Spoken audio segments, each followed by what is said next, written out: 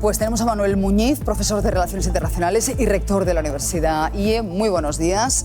Él fue secretario de Estado de España Global en el Ministerio de Asuntos Exteriores entre los años 2020 y 2021 y además asistió a la conferencia que dio Vance, el vicepresidente de Estados Unidos, en esa cumbre de seguridad de Múnich. Enseguida la comentamos, Manuel, pero lo primero, es llamativo que Steve Witkoff quiera piropear a Putin y compare su expansionismo con el de Hitler. No sé cómo encaja estas palabras usted.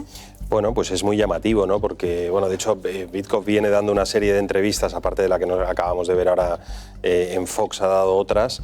Y claro, una cosa que sorprende mucho en Europa es que compra una parte importante de la narrativa rusa sobre el conflicto, ¿no? Del origen, del desempeño del conflicto, de la debilidad ucraniana, de la legitimidad de las reclamaciones territoriales de los rusos sobre una serie de territorios, más allá incluso de Crimea. Entonces, bueno, esto nos viene a decir que el estado de ánimo y cómo la administración americana interpreta el conflicto en Ucrania difiere mucho de la posición europea, que es una de las principales lecturas de este tipo de declaraciones que estamos escuchando. Dice también Witkoff que la OTAN, que tanto está criticando Donald Trump, es ahora mismo el salvavidas de Europa. Bueno, en el fondo es la gran cuestión que tenemos que enfrentar los europeos, ¿no? Y es que desde el final de la Segunda Guerra Mundial a esta parte, la OTAN ha sido la institución que proveía de seguridad no solamente al vecindario europeo, sino, esto es algo que a veces a los europeos se nos olvida, la OTAN provee seguridad continental europea, es la que garantiza la seguridad y la integridad territorial europea en su totalidad, con capacidades convencionales y con un paraguas nuclear.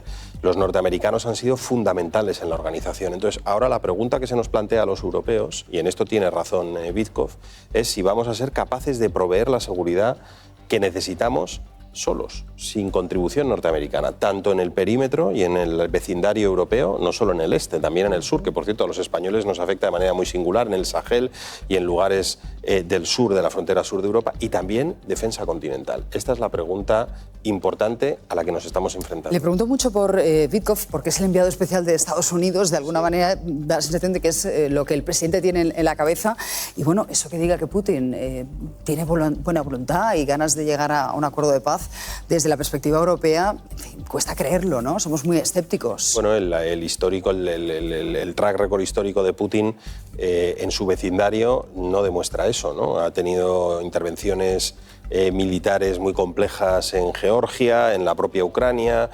Tiene una serie de dosieres abiertos con los países bálticos muy complicados, operaciones híbridas, campañas de desinformación. Tenemos mucho conocimiento de las campañas de desinformación que lleva a cabo Rusia en el ciberespacio, por ejemplo, ¿no? Entonces, nosotros hemos aprendido, los europeos y sobre todo los europeos del este y los que lindan con Rusia, a desconfiar profundamente de Rusia. Estas declaraciones, como decía al principio, lo que demuestran es que entramos en esta negociación con posiciones diferentes, con percepciones diferentes, los europeos y los norteamericanos, y por cierto, con un perímetro de acuerdo de paz que es distinto. Lo aceptable para Estados Unidos parece ser una cosa. ¿Paz por territorios? Paz por territorios, unas garantías mucho más ligeras, sin presencia norteamericana de tropas en Ucrania.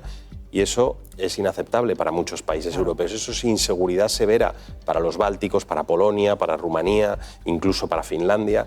Por lo tanto, es importante que los europeos estemos en la conversación, porque la percepción del conflicto y de la posible paz difiere en los dos lados de la Pues de momento miramos los toros desde la barrera. Pero le quiero preguntar también por Groenlandia, porque en las últimas horas el gobierno de Trump ha demostrado que sigue empeñado en quedarse con Groenlandia y ha anunciado un viaje a este país de la segunda dama, de la mujer del vicepresidente Vance, acompañada también de altos cargos de la administración. No parece casual que sea la elegida, ¿no? Tras las palabras del propio Vance hace unos días, vamos a recordarlas. Es muy importante para nuestra seguridad nacional. Hay rutas marítimas que están utilizando los rusos y los chinos. Dinamarca, que controla Groenlandia, no está haciendo su trabajo, no está siendo un buen aliado. Al presidente Trump no le importa lo que griten los europeos, le importan los intereses de los ciudadanos estadounidenses. ¿Cómo encaja este viaje? Y la segunda pregunta, ¿es impensable que Trump tome por la fuerza Groenlandia?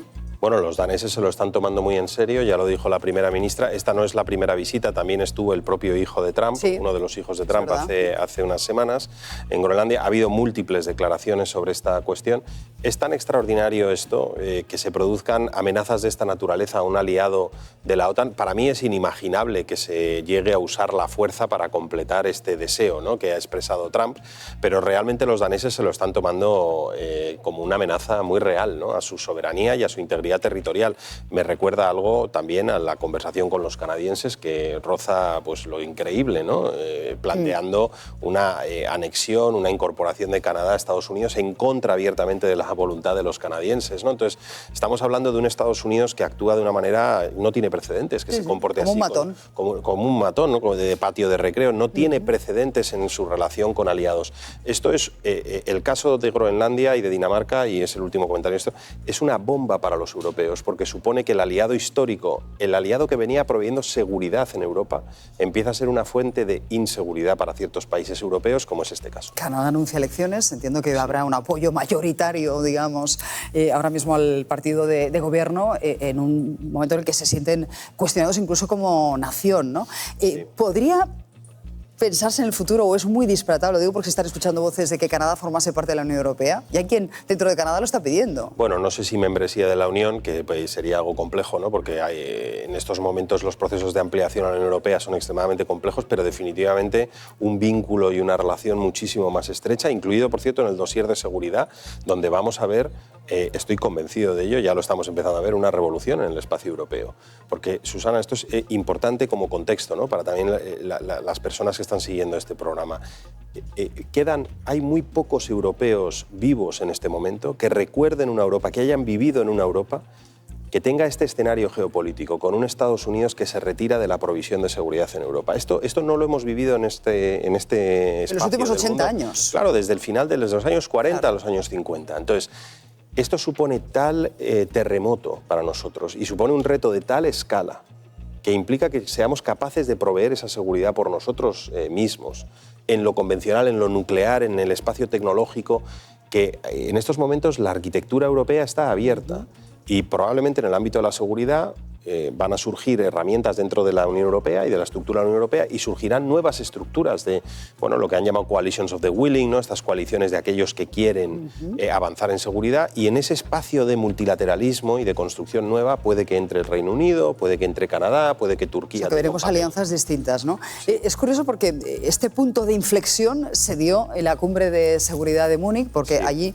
pronunció el vicepresidente Vance un discurso que, bueno, se consideró casi de agresión a Europa. Vamos a verlo y lo comentamos porque usted estaba presente.